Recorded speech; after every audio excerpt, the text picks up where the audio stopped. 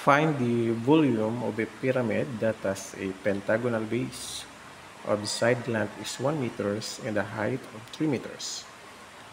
So ito yung ating regular pentagonal pyramid. So meron siyang 5 sides, 1, 2, 3, 4, 5. So yung kanyang side length ay 1 meter yan lahat paikot. 1, 1, 1, 1, 1. At may height tayo na 3 meters. So yung side natin ay 1 at ang height ay 3. So ito lang naman, isa-substitute lang natin yan sa formula. So ito. Square root of 25 plus 10 square root of 5 over 12 times a squared times height. Yan. So i-substitute natin. So actually, pwede muna natin kunin yung value nito. Gamitan natin ang calculator. So, square root of 25. So, dito natin kunin yan. Square root of, so, since, ano siya, binomial. So, 2 terms, ay lagyan natin ng parenthesis. Square root of, open close parenthesis, 25 plus 10 square root of 5 and close it. Ayan. So, and then may over 12. So, i-divide natin sa 12. Divided by 12. Ayan. Is equal to, ayan. So, ang isusulat lang natin dito ay hanggang sa 1, 2, 3, 4, tens, hundreds, thousand, 10,000s.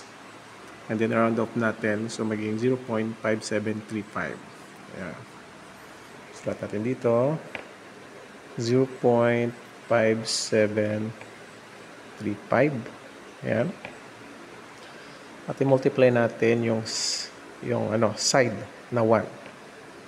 1 square times height na 3.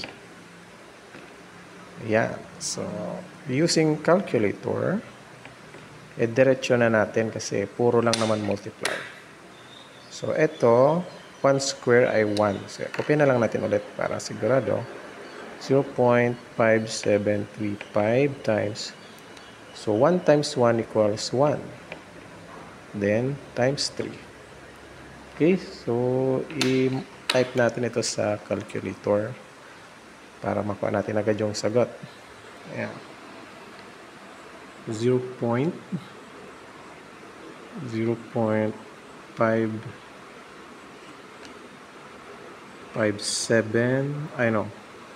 5735 times 1 times 3 is equal times 3 is equal to 1.7205. So, ang kukunin natin ay isa nearest hundreds. So, 1.72. So, ang ating volume ay 1.72 cubic meters. So, ito ay cube kasi volume. Ayan.